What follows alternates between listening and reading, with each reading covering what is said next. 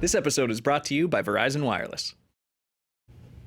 Hey, YouTube and Twitch. This is Watching Thrones. Welcome, welcome. We're going to talk about all of the bells and the ringing of them. Ding, ding, dong. First and foremost, this episode is brought to you by Verizon. Be the first to real-time with Verizon 5G ultra-wideband. Get the new Samsung Galaxy S10 5G. Thank you to Verizon. I'm Roth Cornet, joined by the small council of geniuses, our maester, our queen, Michele Boyd. Oh, God, I'm the queen. Is she a mad queen? Is she not? Unclear. So much to live up to. Spencer Gilbert. Hey there. Prince who was promised. But didn't Right here deliver. with you. Lon Harris, man with the facts. Hello, hello. Hello. All right, let's get into it. This is The Bells. This is the penultimate episode of this series that we have been following for so many years. Bells from Hell. Written by David Benioff and D.B. Weiss, directed by Miguel Sapochnik. Let's dive in with Dany. She dives through the streets of King's Landing. Well, the interesting thing let's talk about her arc, because that's kind of like the fan base in my witnessing of this episode has been pretty divided, pretty binary actually. So I want to get into that and how that, interestingly enough, parallels Dany's character and evolution in the series. But let's first talk about prophecies and visions. A lot of people have been pointing out, Why are we talking about prophecies and visions? They don't matter in this show. They do, because Bran's vision of the dragon flying over King's Landing came true. In last night's episode, he had seen the shadow flying over King's Landing. Clearly, the Valancourt prophecy wasn't mentioned on the show, but to some degree... I was going to say, that prophecy that no one ever talked about once, ever, at all. But to some degree, it kind of poetically was fulfilled. And then there's also Dany had her own vision, which I think we'll talk about as we talk about the finale will play out. But clearly, she had seen the destroyed throne room with what looked like snow, now is probably ashes of her own making. Because we are the architects of our own fates. Spencer Gilbert, that's what I take from that. What do you take? Well, look, I don't think the show really cares about prophecy. It certainly doesn't care about Bran or Bran's visions anymore. I mean, I really think that the show dismissed all the mysticism in the last episode, where they're like, or maybe 2 episodes ago, where they said, Lord of Light, maybe he's real, maybe he's not, maybe this stuff is real, maybe it isn't, maybe it's just what you believe. Let's get back to the nuts and bolts on the ground. It is interesting that they did that callback in that case, because if it doesn't mean anything, then why bother? Yes, when you call back, you mean the vision of the dragon flying over King's Landing? The shadow, yeah. I mean, to be honest, I think the showrunners have shown that they are good at picking little things that have already been established in the show and kind of bending them to their own will. I think you saw this with Melisandre's prophecy to Arya. I honestly, I'm not entirely sure when she made that prophecy they had the idea of her killing the Night King yet. I think it was just a cool prophecy to make to her with closing the blue eyes, green eyes, brown eyes. And they were like, oh, we can use that. And since we're going to have her kill the Night King, let's have them emphasize the blue eyes thing. I think as far as the dragon flying over King's Landing, that's going to be another one of that type of example. Same thing with Dany walking through the throne room with snow/ash falling down. There was, I don't know, because they have kind of like the bullet point guide for where these characters were ultimately going to end up. So I do think that they were hitting it. But they've talked about this before, and we mentioned this last week, where the showrunners have plainly said there's some things they're gonna do from that bullet point list and some things they're not. Yeah. So they've consciously made a decision to deviate from that list, probably already several times, and probably continuing to do so. Yeah, and I feel like if things like the Valancourt prophecy were going to be important, they would have put it in the show. Well, that I think is more of a poetic nod to fans. Okay. I kind of feel like they didn't put that in because it was too obvious. Yeah. Everyone's like, oh, well, obviously it's not going to be Tyrion as the little brother, so it's going to be Jaime. And they didn't want to broadcast that so strongly in the show because it was a little too obvious. Honestly, now in hindsight, I'm kind of surprised they didn't, because they certainly have foreshadowed everything else as broadly and as obviously as possible in this season. The way that Jaime's escaped some scrapes before, are we sure they're dead?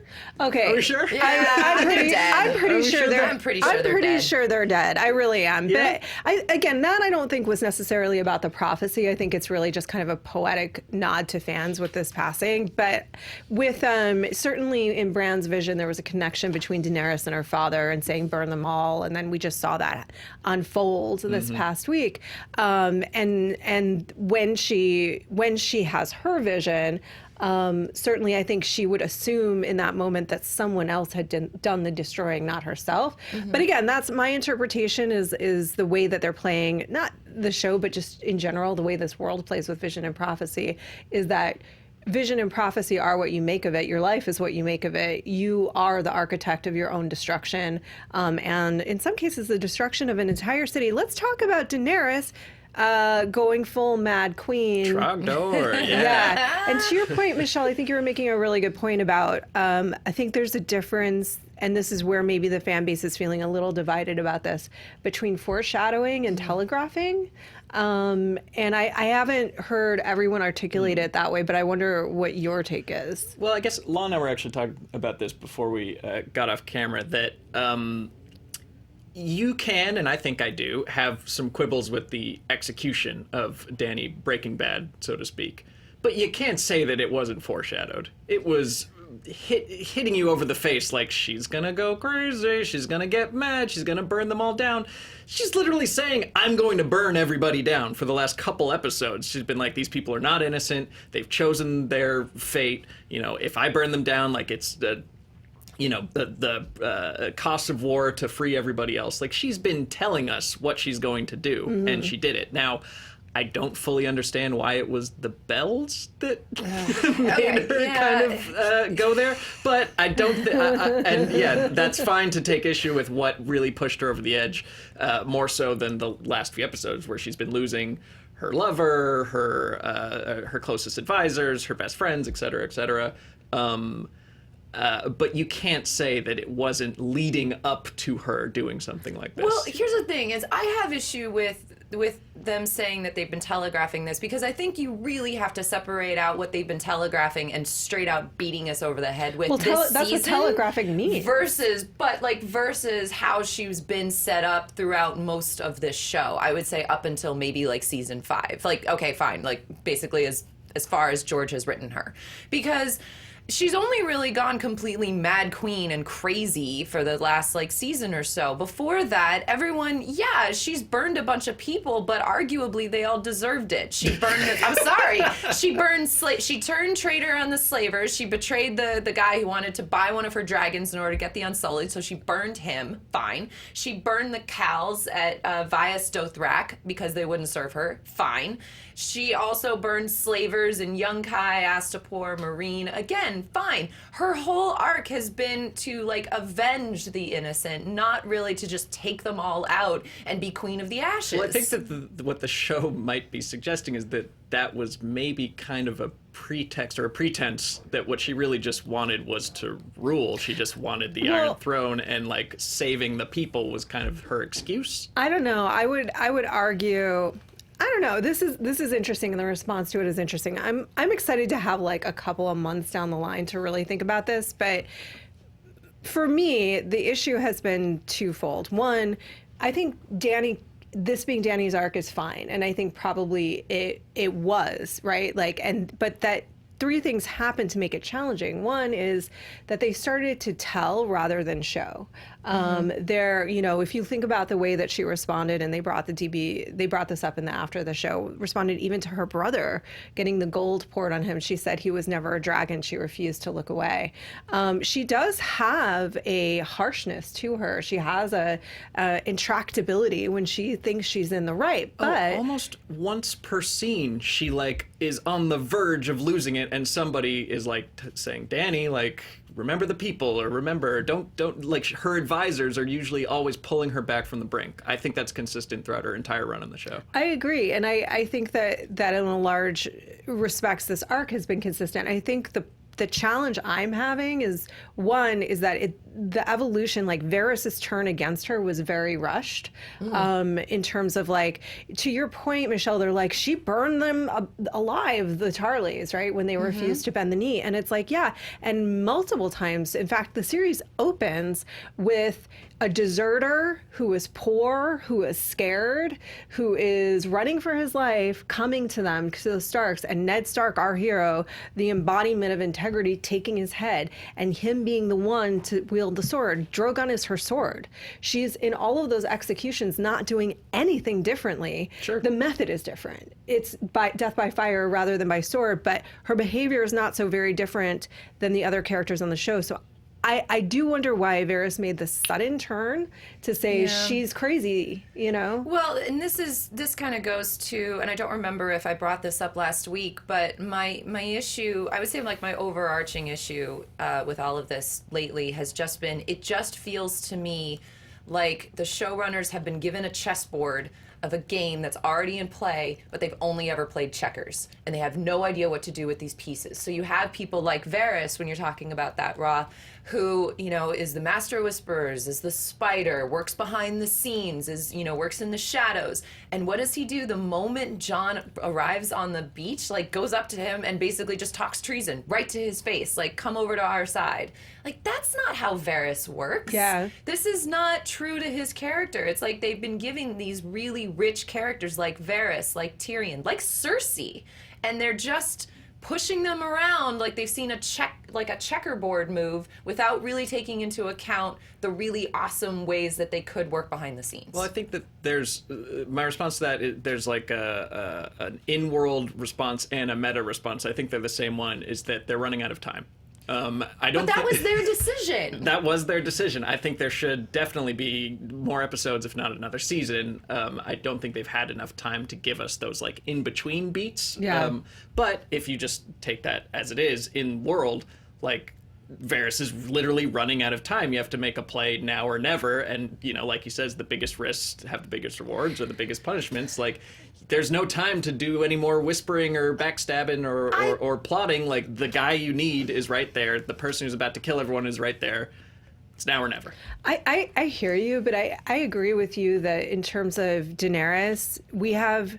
This is tripping me up too, is we have never seen her attack the innocent. We have only ever seen her and by the way, I think there was a really fascinating story to tell about her turn, about sort of getting like, it's like forgive me for this, but like Jim Jones, you know, where this guy started out like in the community and with really good intentions. He took all this speed. He got high on his own supply. He went crazy, and it became a force of mass murder and destruction, you know, because he started to believe that he was imbued with the powers of a god. And if you brought dragons back to life, you might start to believe that. And there's like a very fascinating arc to be told about how she just started disconnecting with her own humanity to the point that she betrayed her deepest core values, because those were her values. I don't think we should look at it. Every other character on the show, it's like we look at in Shades of Grey. Jaime's like, we love Jaime. He pushed a kid out of the window. But we want to look at Jon and Dany in binary terms. They are either good or bad. And I don't know why that is. Yeah, I don't know. And that's a good analogy with Jim Jones. She was getting high on her own supply. You know, she was taking these prophecies as like, well, I guess it's true. I guess I am destined to rule. This belongs to me. Nothing is going to get in my way. I am the dragon, quote unquote. Like, she feels justified in burning this stuff down because she believes it's her right. But she feels like she has no identity left without it. She's faced so much loss, 2 of her kids, everyone who she could possibly trust.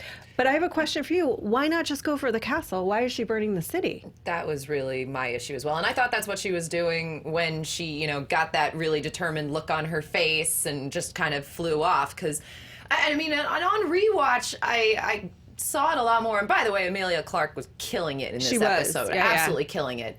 But when she saw the castle, and I read it somewhere, you know, like the symbol of everything that has caused her so much loss throughout her entire life and so much pain, and she just kind of snapped. And I'll take that as like seeing the castle was the thing that sort of made her snap. Sure, why not? I don't want to believe it's the bells. I really don't want to believe it was Jon turning her down, because there's a whole other issue with that.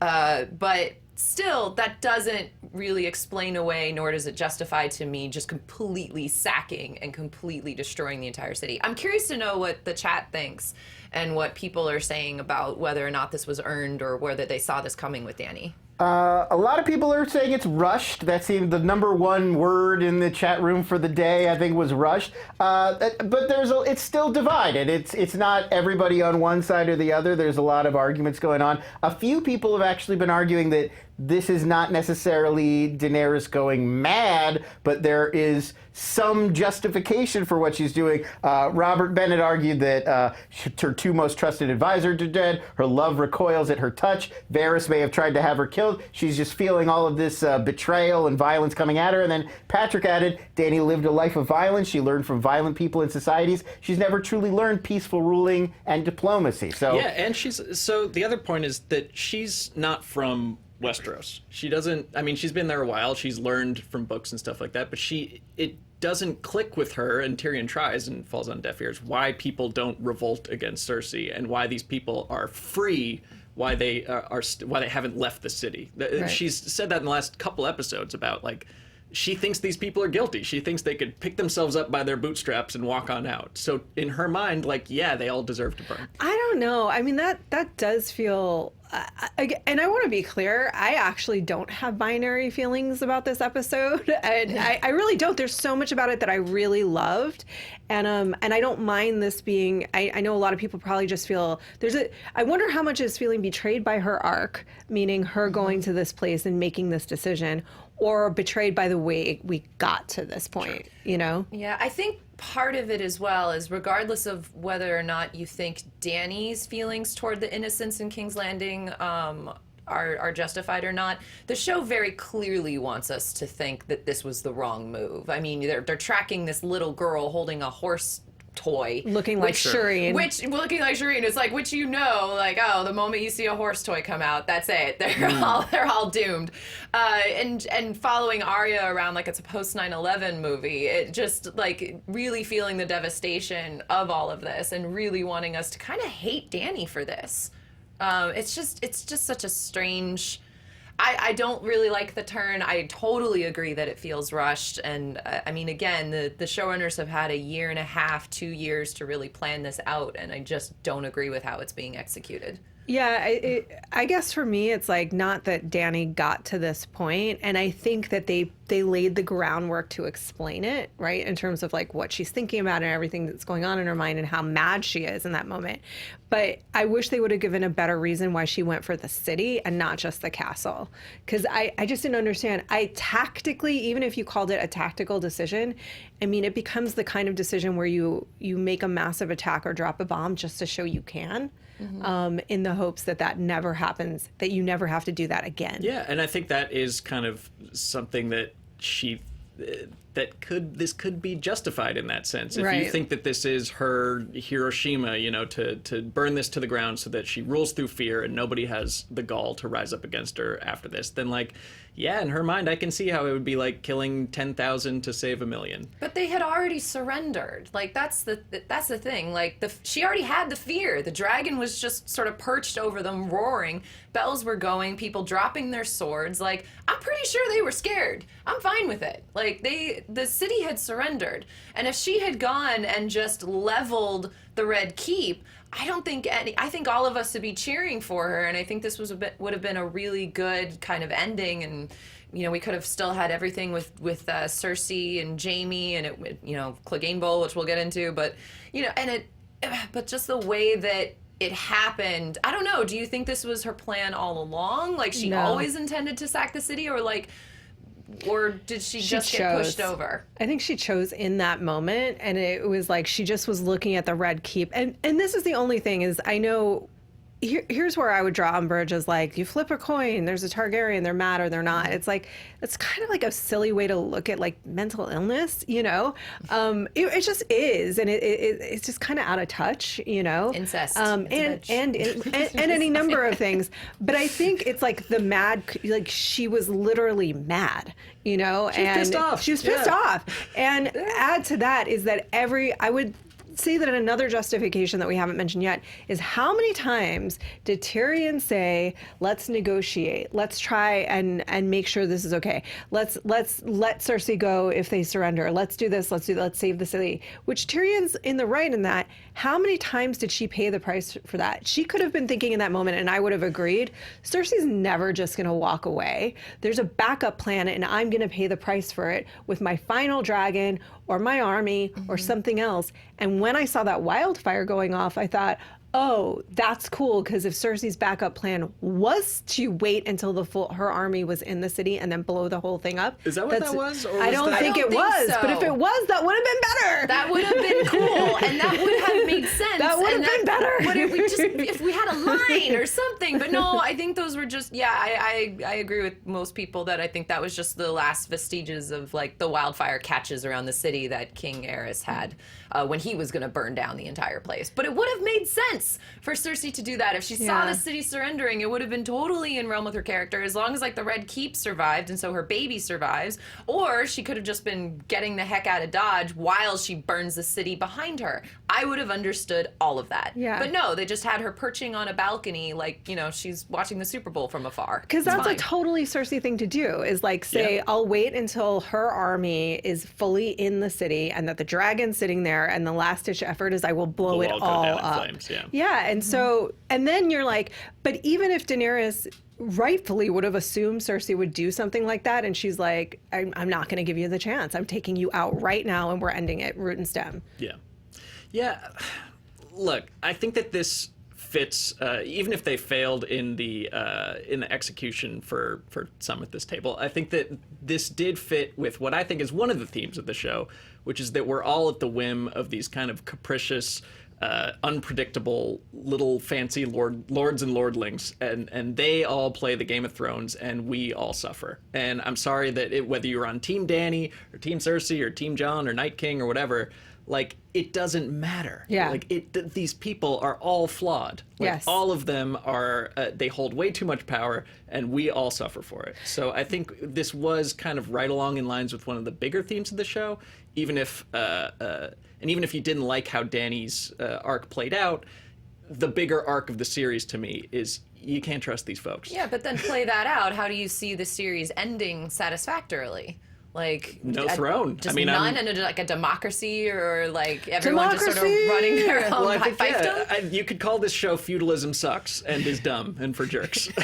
So I don't know. I don't know what the replacement is. Can't believe I just did like a "What's up" for democracy. What's up, democracy? We need this. But yeah, like talking about flip a coin. Like anytime you hand over absolute power because like they got half the DNA of the guy with the right name, like it's unpredictable and it's not stable. It's all unstable. Yeah, I mean, there's just to be clear, like I don't like I said, I don't have kind of black and white feelings about this. I assume this is where Daenerys was going, because bullet point in Act 3 of the series is Daenerys. You don't get torches King. You can't be a person who is comfortable being carried around and called Misa and having like a mile-long title sequence and have the kind of humility that it would take, to not go to that place. If you could, Joanna Robinson, who writes for Vanity Fair, has a theory that the Iron Throne is like the Ring of Mordor, which is like, it is so seductive in its power. The closer you get to it, the more corrupted by it you are. And I think the point is, it's not the ring and it's not the throne physically.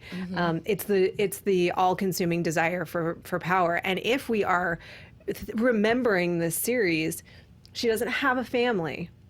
They're all dead. She doesn't have her husband. She doesn't have her sons. All of her friends work for her. All of her friends work for her, and now they're mostly dead. The only ones that she's been either betrayed or the people that are with her are dead. Her she two sees herself dragon as being sons. betrayed by everybody at this point. She does. Her two, and she is often betrayed, by the way. She's hangry. She stopped eating. Yeah, her two. She stopped eating. Well, but why did she stop eating? It's because Varys was trying to freaking poison her. Yeah. And kill her. Yeah. And by the way, he goes on. Oh God, is that what was happening? Of course, he was trying to poison her. I didn't see that at all. He was trying to kill her. Oh, I thought he was just trying to get information from his little bird. I was like, yes, he had a bird. Was he I inquiring about her eating habits? Yeah. He was trying to kill her. I completely missed that. He was fully just trying to take her out. So like, of course she's pissed off. And like her two dragon children, they're dead. She's got one left. I agree with you. It's problematic if it's just Jon, but even like this small window of hope and connection in the world is gone. She really has nothing but power at that point, so she wielded it. Yeah. Okay. So the people of Westeros, like, she knew they're not going to love her. Like, She didn't give them a chance to. She had about 10 seconds where she was staring at the Red Keep, where it was just kind of scared of them, and then would be like, "Oh, wait, you didn't fall down on your knees to send me Valentines." Like, they don't know Winterfell. They've been down south, which in a normal show took like a month to get there. Like, I know, jetpacks notwithstanding, and that's what it goes back to with like the issue of time. It's like the only reason that we feel like we didn't have time for all of this stuff to be set up with Varys is just because of the jetpacking, really. Yeah. Which, fine, cool, but you're gonna need some setup.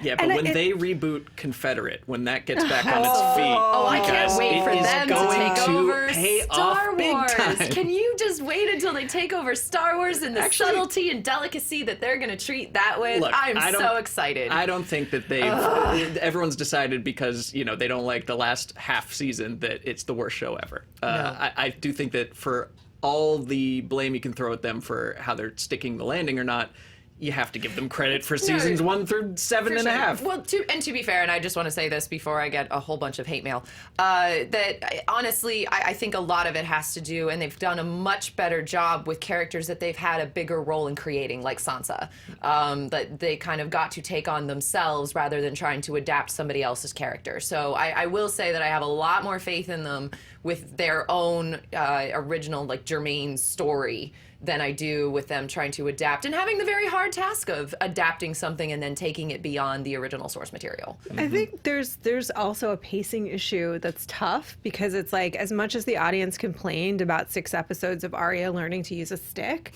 and then now, which I don't have a problem with in retrospect because it was leading somewhere. It was. She had to use a stick. So it's like, then I think what feels tough is characters like Varys who have been operate in a very particular way and have conversations like chaos is a ladder, chaos is a pit, and like these very subtle ways of communicating and moving in the world. It's just because of the necessity of time so condensed. And I think that's maybe where some of the issues are coming in. But the fact that she got here, I think the seeds for it have been there for years. Yes. I think so.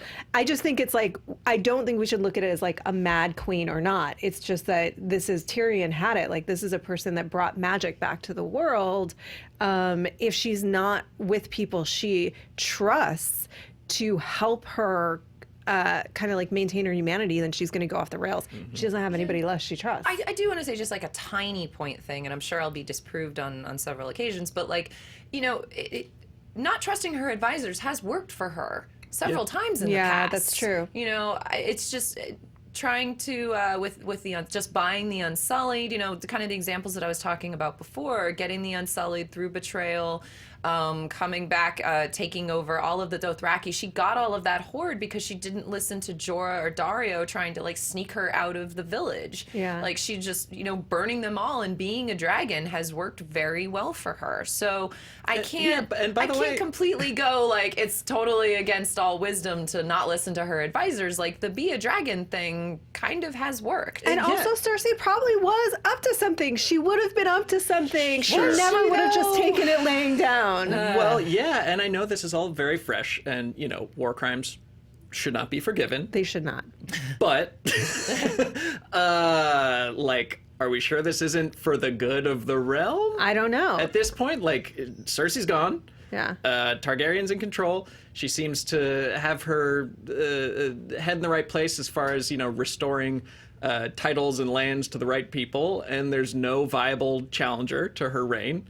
Like, this is the stability that Westeros hasn't had since the last time a iffy Targaryen was on the throne. The thing is, if it wasn't for Tyrion and Jon, probably. But neither one of them's going to let her get away with this. Well, let's talk about the finale.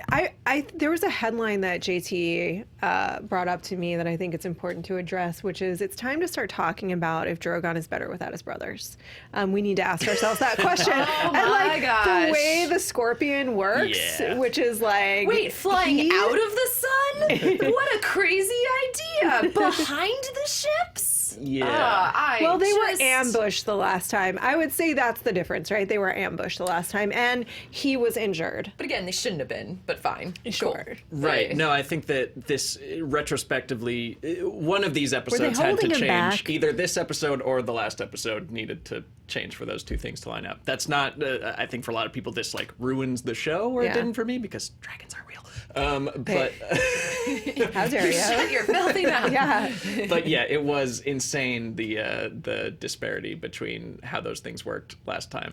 And He's this week. just like LeBron James, and they are in some kind of whatever little league basketball is, because like he's just like, get out of my way, biatch. Like he's just dodging them, or is it that she's driving him? Unclear. He just went like Mario hitting the star, and Yeah. he just completely just totally supersized for about 5 minutes. We're really supposed to just write last week off to like the element of surprise. Like, well, I guess they got the drop on her and they won't do that again. Yeah. I guess so. It's just, it was comical to kind of just see how easily Drogon started tearing everything up, busting through the city, busting through the Iron Fleet, coming up behind Harry Strickland, one of the most useless characters on the face of the earth. Appropriately useless, I think. Appropriately Harry useless. Strickland. In the book, he's more of a guy that fits the name Harry Strickland. Yeah. He's like a portly bookkeeper who just happened to be in charge of the Iron Company. Complains about all the blisters on his feet and stuff like that. That's the kind of Go guy. back to who your just, accounting firm. It's fine. But I think that looking at this episode and something like the Spoils of War episode where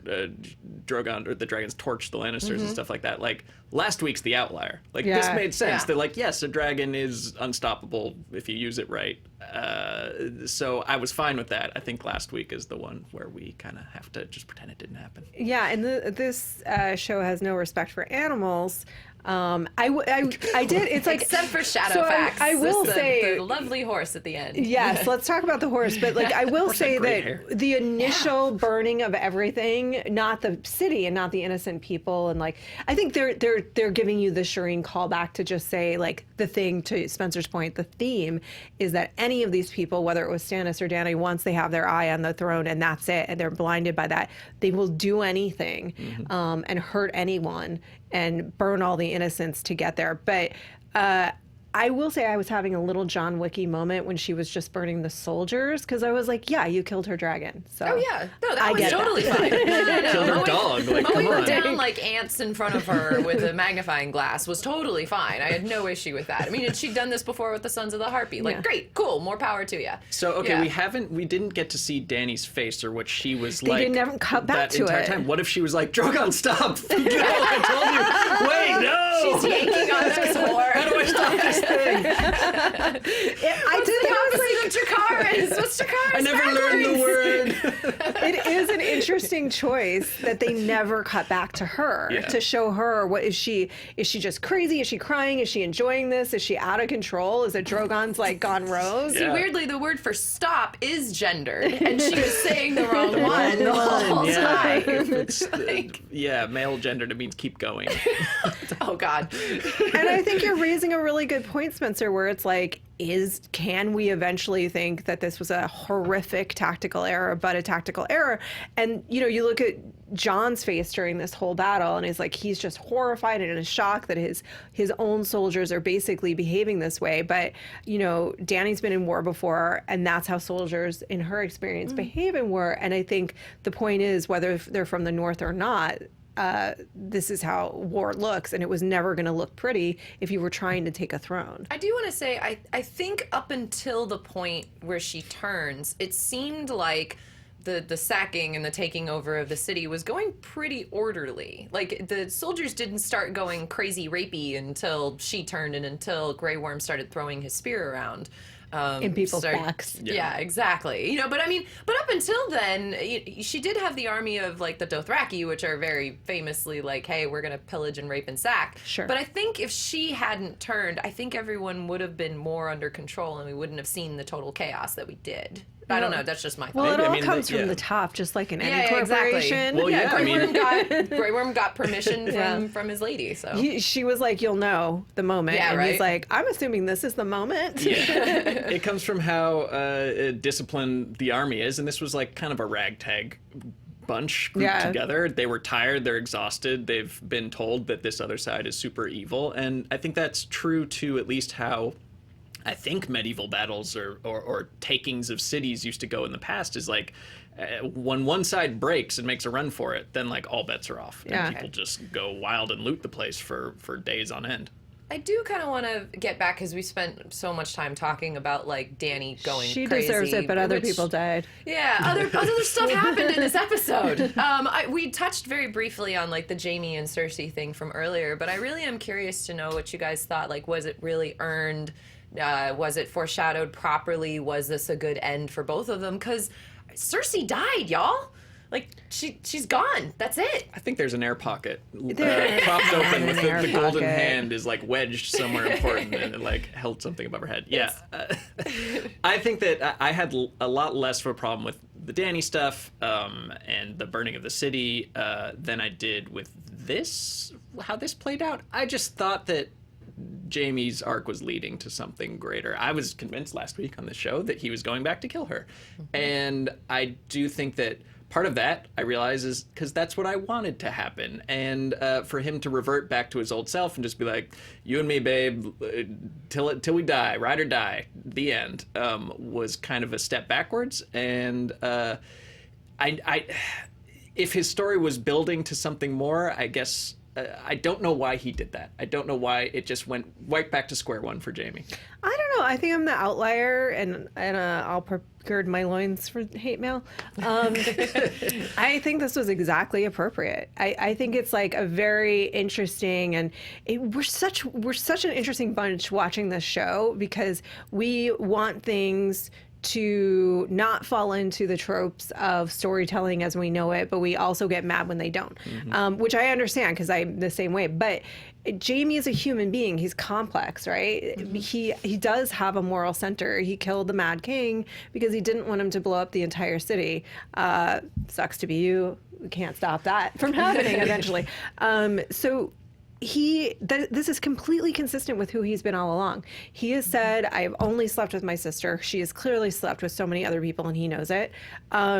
He is completely devoted and faithful to Cersei above all other things. He has said he would watch the entire world burn just to be with her and keep her safe. He's said this consistently, even when he's trying to do the right thing and be a better man. And he did the right thing. He left her to go fight with the North. But when that's done and she's in danger, this is who he is. This is his number one priority. It always has been. So for him to go back and like suddenly kill her, he should have just killed her before he left then, you know, if that was the move. I guess at least I expected there to be more of a struggle or more of a reckoning between the two of them than it was like, I'm back, babe. Let's take this little dinghy down to Acapulco Bay. Well, time is the issue again. Yeah. It got so condensed. But to me, it's like, and I know people don't agree, it's like, that's human nature. Yeah. We fall back to our childhood ingrained habits all the time. I actually agree with both of you on this, and I which is surprising to me, because I really expected to hate this. And I think but I was surprised. I think partially because it was a beautiful scene between them when they do get reconnected. Like, you know, again, Lena Headey is amazing, and it's just she's at literally just the end of her rope. There's nothing else for her, and here comes her brother to save her, which is what she's kind of wanted all along. And then also I enjoyed it just because I thought it was very in keeping with how she has been engineering her own downfall this entire time. That really it's the result of her own actions that's bringing the Red Keep down among her ears, and not able to save her own child, not able to save her own love, not able to save her own life.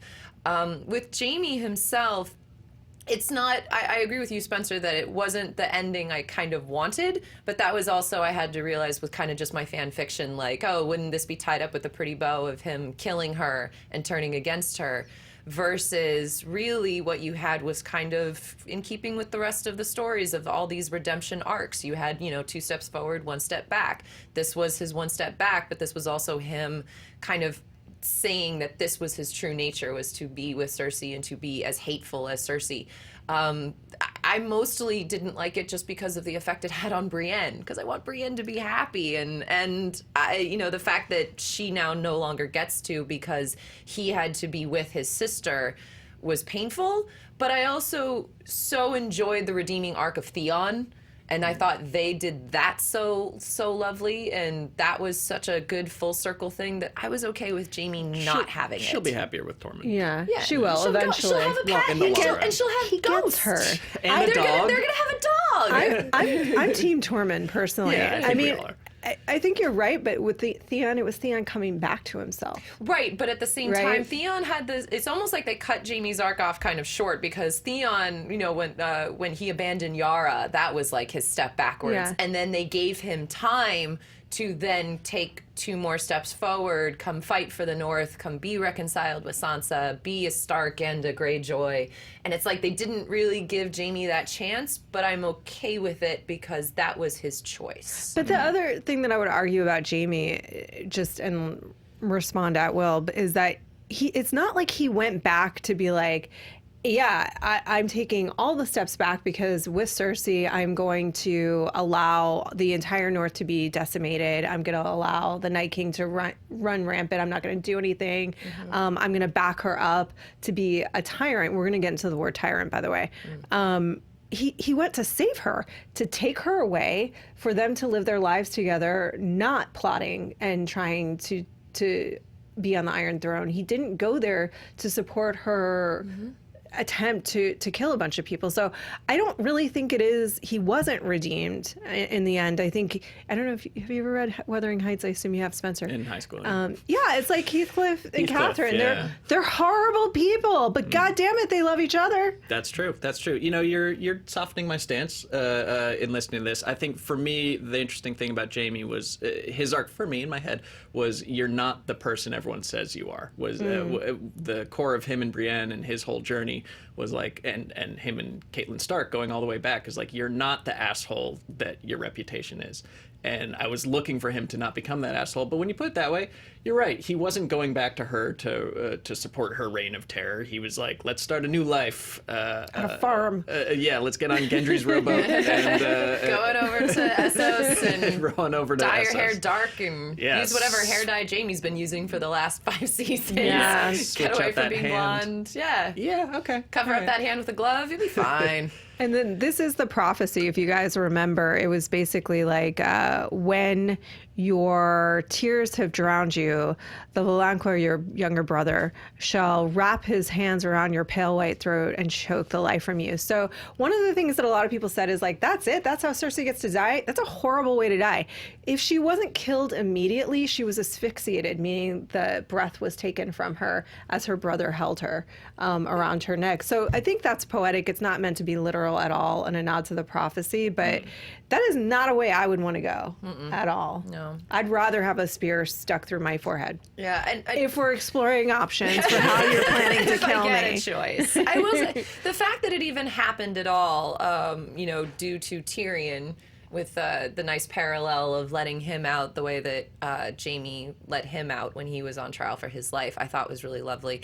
And I mean, just because I don't think I've been super down on this episode, maybe I have this entire time, but I will say, as far as things that I really liked, I really, really loved the scene between Jaime and Tyrion. I mean, I honestly can't say enough about just the acting in general in this. The scene between the two of them as brothers was just beautiful. And can we talk about how super dead Tyrion is? He's so dead. Yeah. Super dead. Did you guys, the other deaths, Euron, Harry Strickland, the Harry Strickland. Cleganes, He was were there just so we you, saw the horse. Varys, were you good with these other deaths? It was, we Good lost with a them. bunch Let's of see. We did people. lose a bunch of people. I mean, should we talk about the Clegane Ball? Let's talk about Clegane Ball. Well, actually, it started with my favorite death, which was Qyburn. Yes. That was I a think good- that was yeah. Shut up. His Smack. little Mr. Burns looking ass getting smushed just as like the whistle to start the game. It was Yeah. great. Yeah. That was one of my favorites. The Euron Jaime fight.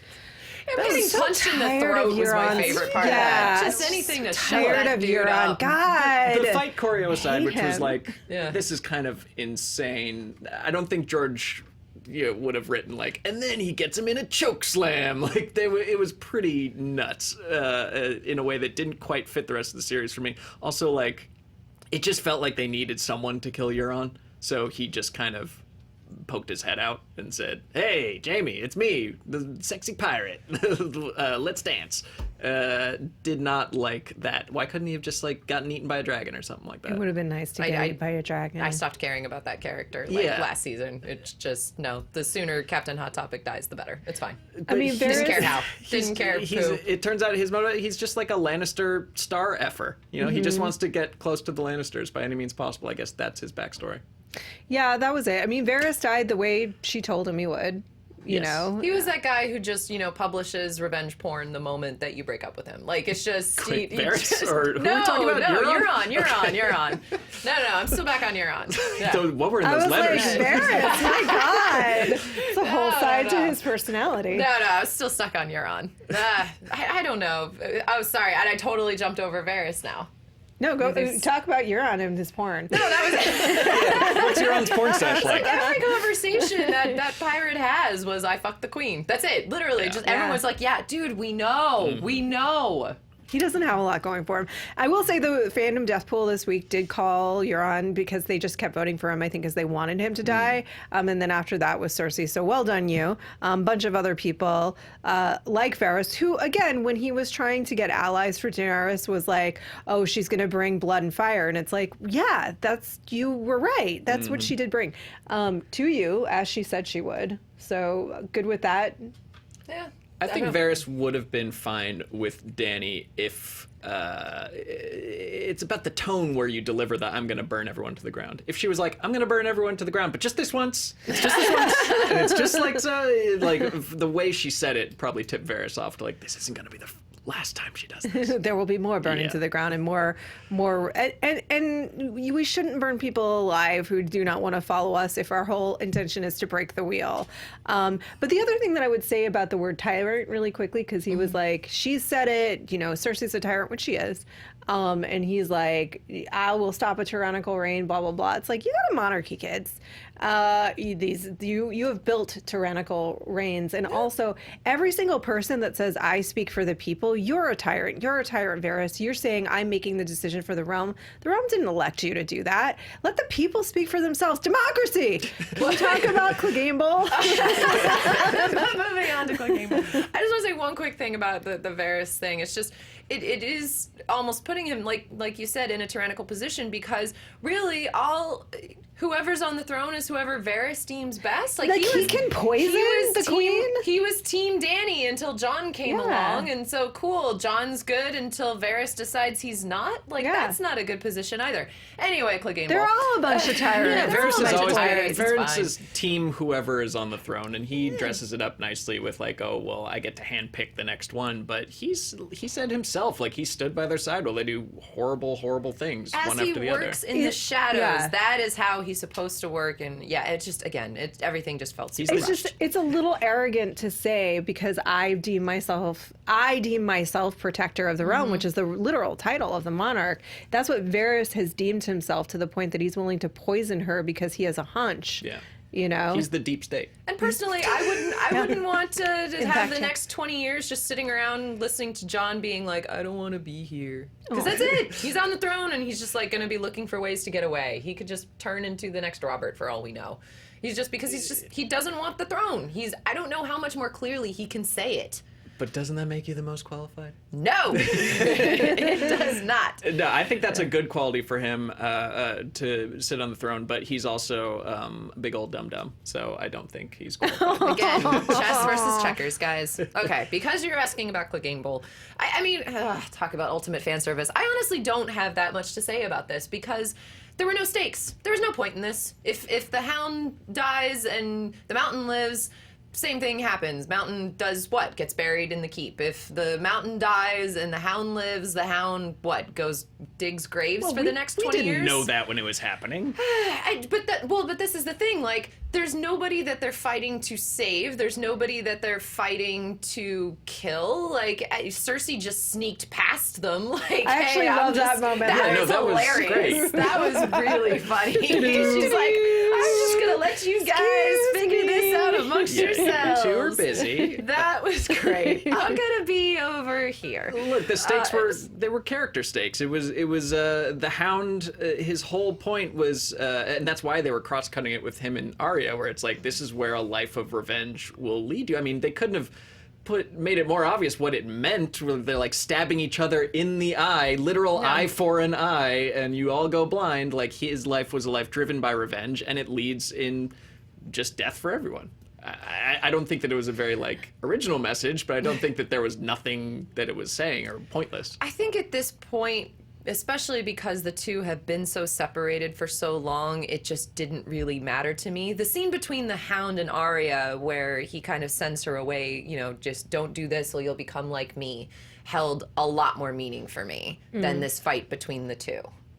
I feel like they were trying to make the point there by revealing his brother's face. Also a little Vadery. Very Vadery. Very Vadery. And you're like, oh, Anakin, what's up, man? Yeah, it was like that. This beast that you've become is who you've always been inside, and it's kind of like revealing the monster and that is desire for vengeance, for violence, for power, and then that the only thing that he was more motivated by than his fear of fire was just annihilating the person that created it, which is what they talked about after the show. So he's willing to dive into fire.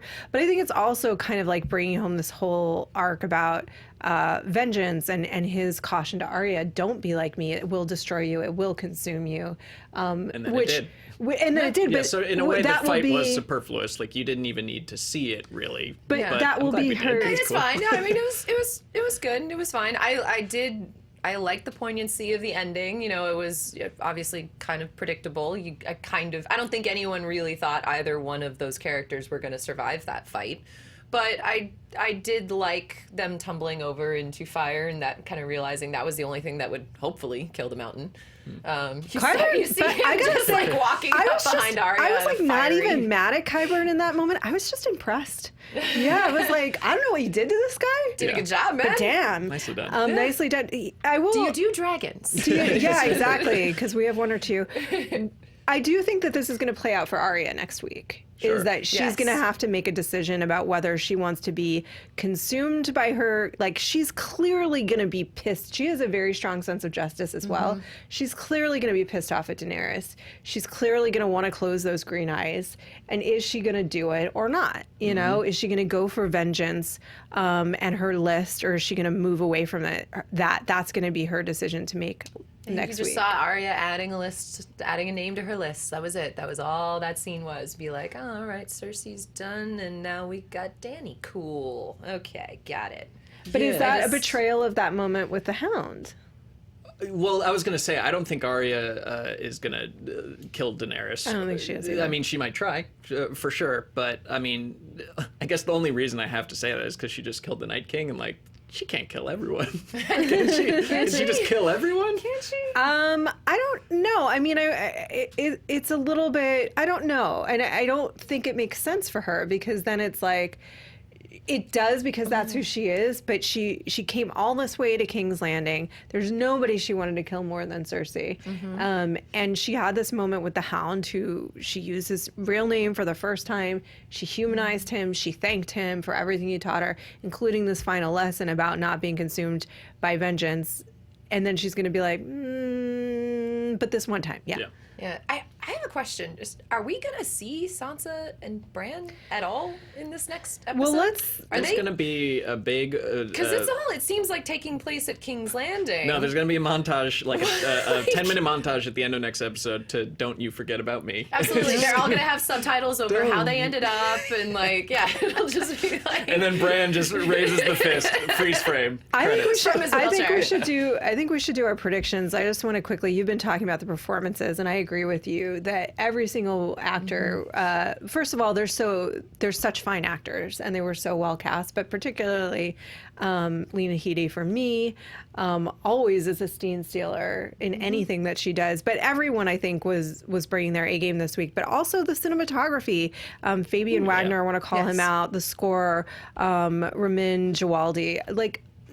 I think the construction of this episode, whether you have issues with some of the arcs or not, you can't argue that this was a beautifully shot, directed, edited episode of television. I'm honestly more forgiving of the things I think are iffy plot-wise, just because this was such an amazing hour of what it would be like to be on the ground in a city under siege from a dragon and two crazy armies who've gone out of control. Like, you felt it. Yeah. So, Totally agree. For that alone, if this was a standalone episode of a show I'd never seen before, it'd be great. It's just, I mean, it's like, to me, it's insane that it is an hour of television and not a movie.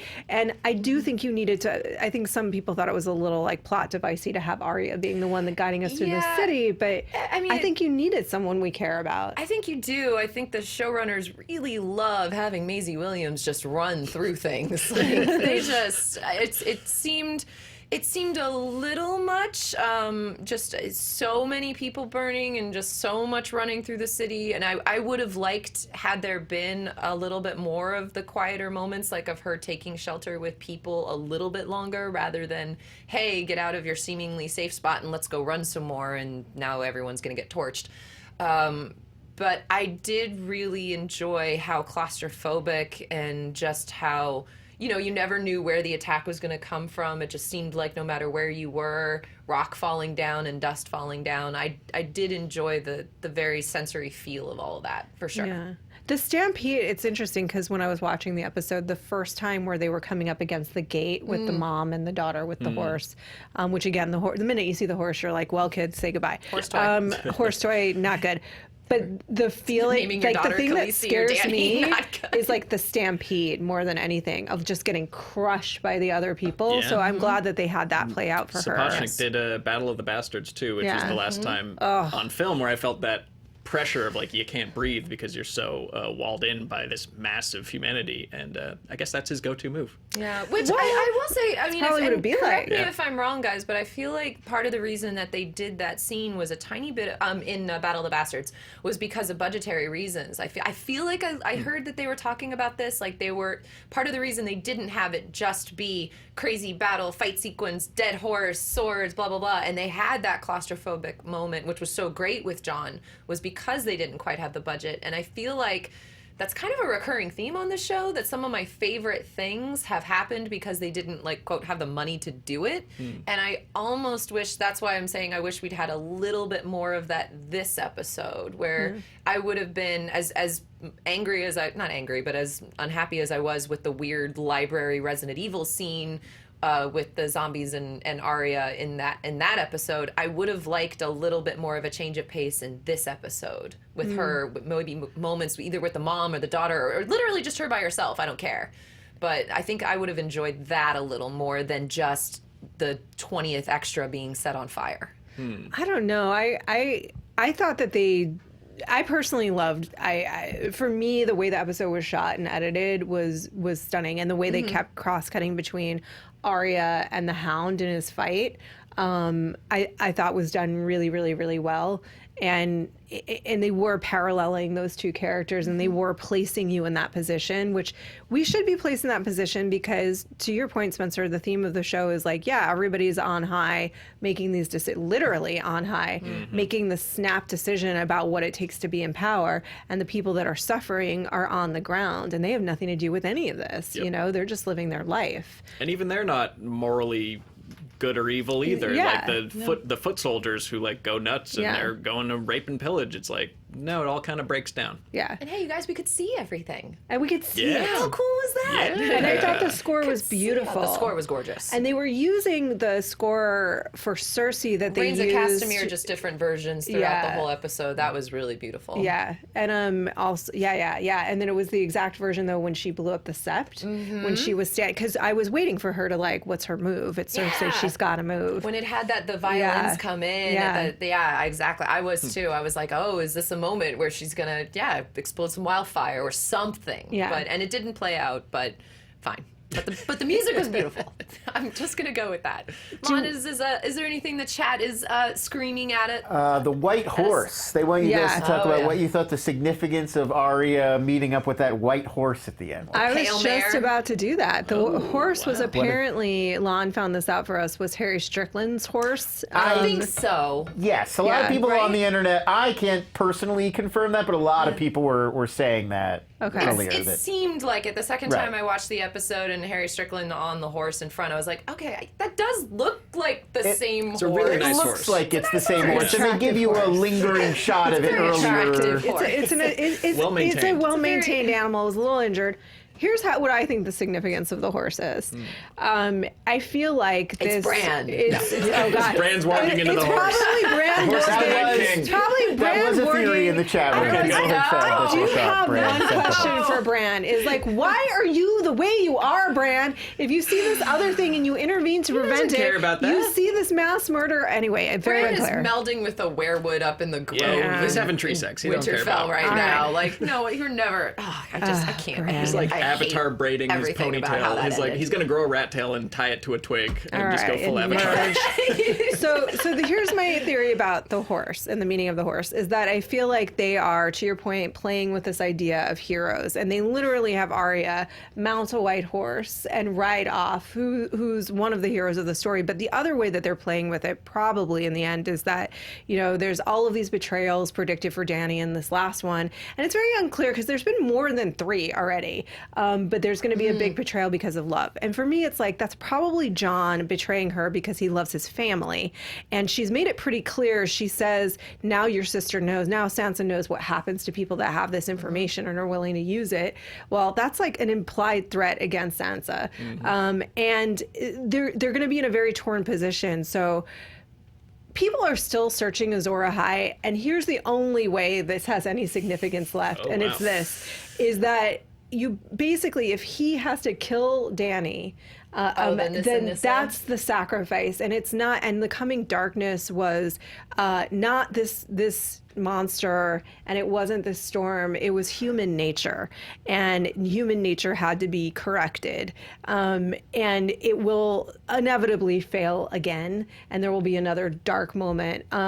And that the idea of a hero and slaying a dragon in a traditional fantasy tale, who is the monster traditionally, because he'll also probably have to kill Drogon. I was just going to say, Drogon's probably going to have to die as well. Yeah. So to me, it's like they're turning that on its head a little bit. The idea of the hero coming in and slaying the dragon now has a much more tragic connotation. And Arya last week said, "I don't like heroes," because she doesn't believe in them in that black and white capacity. And here she is running off on a white horse, representing that. So that's my take. Well, to be fair, you could also take the biblical representation the coming of death. coming of death on a pale horse, yeah. which I mean, given the two, hero versus death, I know But which one I'm going to pick for Arya But every she's time. both. She's both, isn't she? Yeah, at this point, I feel like, part of the reason they had her, or at least part of the reason the showrunner said that they had Arya kill the Night King was that she wasn't the obvious hero, and they wanted to subvert that. And, we chatted about, like, is it actually okay to do stuff like that just because you think it's cool? But I think now she is the more obvious hero, and they're not going to have her. That's why I don't think they're going to have her kill Cersei, and she's not going to be the end-all hero at the end of this, because, yeah, they've already had her kill the Night King and end the Long Night. So does she get to do everything? I mean, to me, it was just I guess I didn't catch the Bible stuff or anything like that. It was That was my first thought. I may totally be wrong, but that was just my first thought. We don't know Bible. But I thought it was just a I know good omens. visual cue from like the girl holding the horse the whole time, and it was like, if this is Arya's character growth of like, okay, instead of being all about vengeance and slaying the wicked, that it's more about protecting the good and protecting people, that like that horse was then like, if that represents like the child that she tried and couldn't save, then like continue on with that mission. But do you think it's interesting, even on our own parts, that as much as the show is showing us again and again and again that these binary interpretations aren't real, that we still want to believe that, like, Arya is not going to stop being a murderer because that's part of who she is. But she also believes, she has always believed in protecting the innocent. That's not new. Daenerys, I think, probably still believes that she is the answer to tyranny, and wants to create this better world. But there's no one more dangerous than thinking they have the answer to create the better world. No one in the world is more dangerous than that. If someone tells you they have the answer to create the better world, run Run away. so fast. Unless it's Roth. Unless it's me, because I definitely do have the answer. She's got a plan, you guys. All hail Queen Roth. I'm okay with I this. have these three dragons. I'll bend the knee right now. It's fine. There was this fortune cookie that kind of applied to me. It was like, fortuitous things will come if you burn the city. Yeah. She's Other younger than queen, me, younger, more don't beautiful. listen to anyone that says coming they up, have the answer. Absolutely, yep. Are we gonna see Sansa again? I don't know. Yes. Are we? Yes. I feel like we have to because Yeah. they haven't given her the goodbye moment and that ending bit that they've given practically everybody else. And I think that they love Sansa and Sophie Turner way too much not to give us that. That's just me. Yeah. I mean, we didn't get much from scenes from the next, but I would be shocked if it's the last episode of the series. We're going to at least visit and see where everyone ends up and get some type of epilogue for somebody. With Sansa and Bran just sort of in like the slower carriage that's like coming down, and they're just were like, so hey fine. guys, They're chilling. how'd that battle go? And everyone like side eyes. I mean, Bran, I don't think is going to get much because the last time we saw him, he's like, "I'm done here. Yeah. Goodbye." Yeah. We're not going And to then see. slowly did one of these, Yeah. like Yeah. fading into the background, like Again, into the it's just- actual tree. Yes. My entire approach to this, and I think I said this a couple weeks ago, is just I'm starting to the way that I have to now watch this show for the sake of my sanity is to just take what they're feeding me. And when they're straight out giving you lines, telling you what they're gonna do and how to handle things and how to approach situations and how to look at things, I'm gonna take it because they're not going to do anything tricksy anymore. They just don't have time, and I don't think they have the patience. They said there was the one they had up their sleeve for the finale, the one left. I mean, and let's remember, you guys, speaking of being architects of our own destruction, John's like, I don't want the throne. I don't want the throne. I think he's probably not going to be feeling hugely confident about Daenerys on the throne at this point. Well, guess who she legitimized? Is a Baratheon. And he's just hanging out in his castle, like Bronn and Gendry for the throne. I'm mean, good. that's Just both of them. maybe- Yeah, well, I'm maybe still maybe Sam for Gendry the picked the throne. wrong Stark girl. Maybe You know? a Gendry Sansa. Sansa reunion. Oh God. right? A political marriage, I not do- like a. I do want to say something about names, which I still think is all of these years later, I think everybody still pronounces every name the way they read it in the book because Benioff and Weiss. I'm not. Benioff and How Weiss. did they say Missandei? Is that what they said? They don't agree. They don't watch their own show, you guys. They don't agree about how they don't. pronounce. They each one will say Cersei, Missandei? and one says Cersei. We should ask Cersei, a real Sansa, Myronese Sansa. person how it's pronounced. Arya. Yeah. Oh, the Arya. I guess there's can't. the guy we should bring the guy back on. He was on the show several seasons ago who created all the languages. Yeah. Ask him how to pronounce let's ask everything. him. I mean, I think we probably know, but like they don't agree, and then I will still say stuff the way I read it sometimes. Yeah. I mean, sometimes people call you Roth. Yeah, they do. Or Ruth. Ruth. Yeah. Well, So- sorry. Go ahead. No, you go. Oh no, I was going to jump ahead. I was going to Jump ahead. I was just going to say, as Spencer was saying, we didn't really get to see much from the next episode. But is there any scenario where you guys still see Dany being queen? Yeah, I Yes. think that qualifies for me the bittersweet ending that they promised is that Dany is queen and liberates the realm, and the city full of people had to die to get there. I think that the other bittersweet part of that is that she will truly. Okay, so Veep had its finale. Quick Veep. Oh, don't spoil it. I haven't seen it I yet. haven't seen it. There's a fascinating thematic link between the show and Veep. Okay, but there really is. There really, really is, and we'll maybe talk about it next week when you guys have seen it. I think she ends up. There's a possibility that the bittersweet ending is that she, in order to protect her reign, has to destroy anyone that knows of a threat to it, and that's Tyrion, that's Jon, and that's all of the Like stars. be the all Godfather, Winterfell. the Godfather ending where Yeah. they just shank everyone at her shank coronation or everyone something. at once. Well, then you know? she'd also have to kind of be the new Night King because she'd be taking out Bran since he's the memories of the world and has all the knowledge Bran's in the not world. gonna say anything. Just say, I know. He clearly isn't because he could have saved that city and he didn't, you know? So yeah, I think there's a possibility that the bittersweet ending is that she has to sacrifice everything. But if we go back to her vision, she's approaching the throne and she pulls back and she goes and she's with her son and Drogo again. And she says, maybe I'm already dead and I don't know it. So maybe she just goes to the Nightlands. Yeah. That was talking about predictions and prophecies. I was like, oh, just be happy. She would have made the best Khaleesi. Just stay over in Essos, been to Khaleesi with Khal Drogo and her son, like them just conquering and sacking and everything. She's so good at it. She would have been happy. And she had the love of her people. All you had to do was eat a gummy horse heart and you're fine. It's much simpler times. But that's what her lover said to her, right? Like he said, She's a conqueror. You're a conqueror, not a leader, not a ruler. And I think Two different she skill sees that. sets. It's like, what's west of west? Go conquer. Yeah. I don't know. I think she's probably, someone's got to die. It also comes down to, and I forgive me if this was the part where I kind of skipped over, but like if any of Varys's messages actually made it out. Did he actually send any, or did he only get to write the ones that we saw him burn? And that's like exactly what Ned was doing, was sending out those messages about patronage, which we had a fan theory this week that Jaime was Daenerys' dad. I don't want to get into it. But I think the point that they were making is like monarchies that are so dependent on this right of succession are dumb because they're always in question. But Ned was sending that out and didn't do him much good, and certainly didn't do Varys much good. But I don't know, how many people did he get to is a good question. And who would he be sending them to?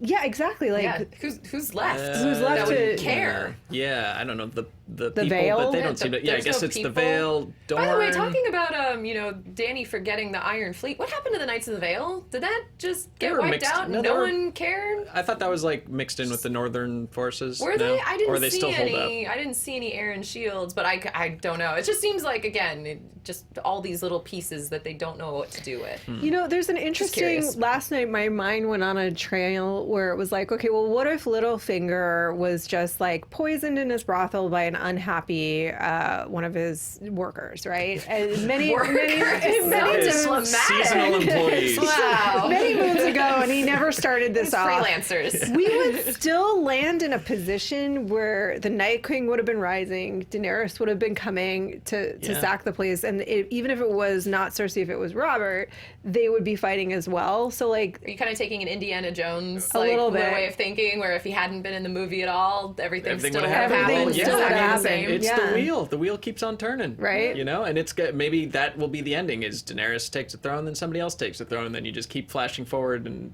different people keep taking it. and there is no breaking the There's wheel. no Her whole breaking. desire, she's the betrayer of her own desire, which is to break the wheel, because she is the wheel. I just think it's a bittersweet ending either way. Either Jon has to slay the dragon, or the dragon has to slay the Starks. Or Bronn slays the dragon. Or Bronn. He wants to get Highgarden. Yeah. Gonna have to make sure Tyrion makes it out okay. Yeah. All the scorpions are gone, so how do you kill the dragon? I don't know. Oh, not the actual I dragon. meant Khaleesi. Daenerys, but That too. I'm just, But also I'm just sort Drogon. of taking like if one dies, the other dies. If you personally. kill Khaleesi, though, would the dragon... Does Jon then adopt the dragon? Is that how it It happens? depends on whether or not the dragon would accept him. Yeah. He's Because pretty committed there's to her. lots of dragons, that outlive their riders throughout the history. So it's very possible that he could accept Jon, and if Jon ends up riding on Drogon, then I've lost a bet that's been about 5 years in the making. So I'm hoping that does not happen. We'll see. we are going to be here on Sunday live right after the finale to give our immediate reactions and thoughts. But then we'll be back after we've had a minute to discuss and digest and think about it and do a series analysis. That's going to just be raw feelings. But it'll be very cogent feelings, I promise. Then after I get through all of that, Game of Thrones Yeah. whiskey and scotch that they put Yeah. out, had a chance to drink my Process. feelings. Some wine, Yeah, Then come we'll be back for a back. whole series wrap up. That's right. So we'll be here. Make sure to tune in live right after the show next Sunday. But final predictions for the finale, Spencer? To the show's credit, I don't know what's going to happen. I could see all possibilities laid out before me, like Doctor Strange, but all of them are possible. Yeah. Lon? I believe Bran warging into something. That's what the chat room wants to see. They want to see him warg into that horse, and then a dragon, and then kill Dany. They want to see just Bran warging for an hour. So that's my prediction. So Bran warging into Drogon, and Drogon kills Dany? That has that'd be been pretty in the cool. chat room. That has been thrown around as a theory, yes. Okay. That would redeem a lot for me, actually, if that actually happened, which is why I'm pretty sure it won't. I will eat a page. I will take a bite out of the script if that happens tomorrow, next week. If he wargs into Drogon and Drogon kills Dany. Yeah, I will take a I'll be bite pretty of the mad. script. That's my totally favorite chat room fan theory. I still stand by my theory that Arya's not going to make it out of this. That she has no place in this brave new world, and like you said, she would just go on killing otherwise, and I don't see that as being a very satisfying ending, so I'm still sticking with that as my prediction. All right. Well, we want to know what you guys think in the comments. What are your final predictions for next week? And then come back here and we'll decide who was right and who was Drogon. Sure. Yeah. Why not? All right. That's it for our show today. Where can they find you? Everyone can find me on Instagram and Twitter at Michele Boyd. Please do, and tell me, where the heck do you think Varys' rings ended up? Yeah. Who got? I was thinking the little girl got him. Oh, like I he hope was saving so. them for her because he's Yeah. thoughtful. I like it. Yeah. I'm Roth Cornet on the Twitter and the things. That's Spencer J. Gilbert. Lon. I'm Lon Harris. And we will see you next week, live, in effect, on fire, dragons, ice, all of it. Ugh.